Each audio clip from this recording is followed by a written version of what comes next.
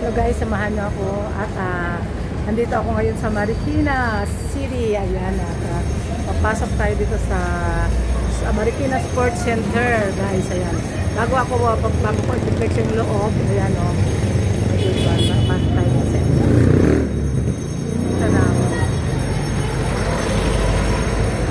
At ngayon papasok na tayo sa ayan. Welcome to Marikina Sports Center. Ayan, napakaraming tao dito. Total, nandito na rin lang naman ako. Sulitin ko na yung gala. Sulitin na yung gala. May content. At ayan, magbabayad muna tayo ng 10 pesos para sa entrance fee. Siyempre para sa maintenance po ito dito ng kalinisan. Bayad muna tayo. Sandali lang po. At ayan guys, nalibre tayo kasi membro tayo ng ano yun, senior citizen. Kaya nalibre tayo sa entrance fee na 10 piso. Pero sa akin naman ay okay lang yun kasi para sa maintenance. Ang naka-excite ako dito kasi maraming mga nagja-jogging dito. Teka lang po, ibigay muna natin kay Kuya Guard yung ating ID. Ayan, at okay na nga tayo. Kaya tara guys, samahan nyo ako. Pasok tayo dito sa Marikina Sports Complex, kung saan ay dito ay hindi lang yung pang sport activities ng province of Rizal ang ginaganap, kundi ginaganap din dito ang palarong pangbansa. Nakalimutan ko lang kung anong year yung ginanap dito yung palarong pangbansa. Basta ang isang naalala ko dati nung araw dito, during college days of my nephew. Ayan. Dito siya naglaro ng ano ba yun? Nakalimutan ko yung sport. Basta yung tumatakbo tapos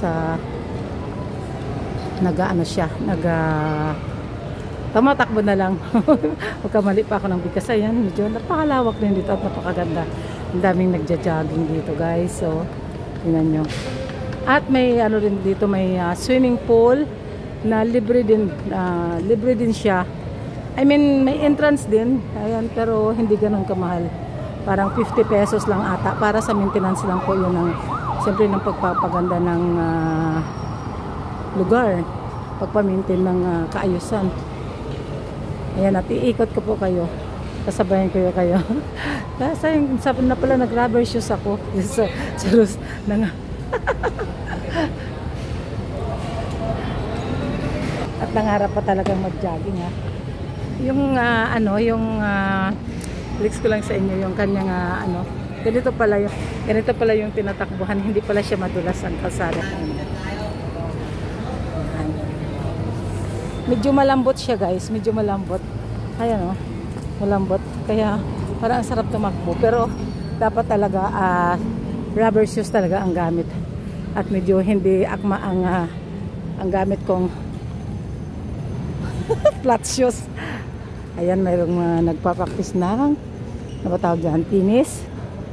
Ayan, basta maraming mga sport activities dito na nagpa-practice. Yung iba, yung mahaba ang pila kanina doon, nagpapabook sila ng kung ano man yung mga activities nilang gaganapin dito. Ayun, hurdle pala. Naalakita ko na kasi yung harang doon. Yung hurdle pala yung nilaro ng aking pamangkin dito. Yan Yan yung basketball court. At iikutin ko. Siyempre nandoon yung para sa mga audience. Doon sa taas. Yung upuan. Paikot yun doon. Yun, malawak din siya. Ayan. Kaya yan sa mga chong.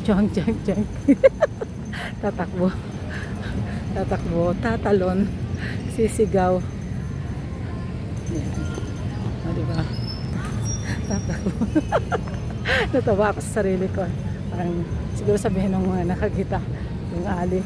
Parang wala. Kaso talaga andito na rin lang naman ako at tapos na yung aking nilakad dito sa Marikina, kaya dadaan lang ako muna dito para makapagkuha ng footage at para maipakita din sa inyo guys yung mga hindi pa talaga familiar dito sa sports complex. At least meron kayong idea at yan, nakita niya na rin yung lugar at kung gaano kaganda.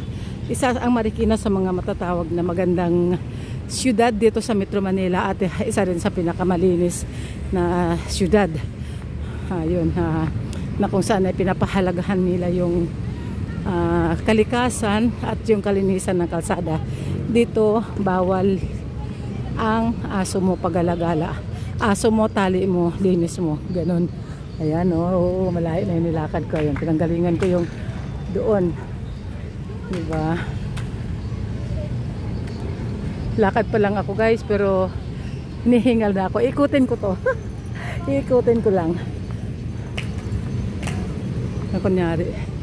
Ayan yung dito naman yung plaza nila, yung may fountain doon. Ayun, kung nakikita nyo, zoom in natin ng konti. Ayan, nakikita ba yung fountain? Ayan, doon yun. Doon yun. Maraming puno.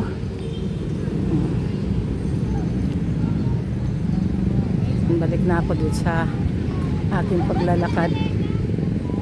Sabi na nakasabgabal naman tong lola na to dito sa sa paglalakad. Sige lang. Ito naman yung starting line.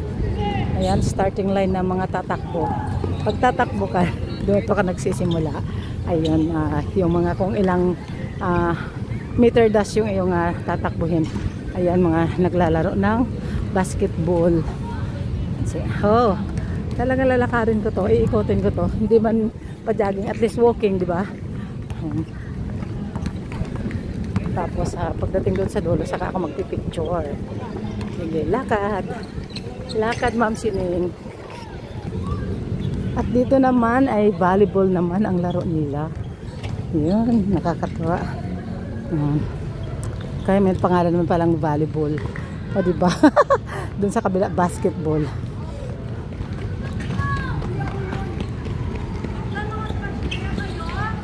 Yun.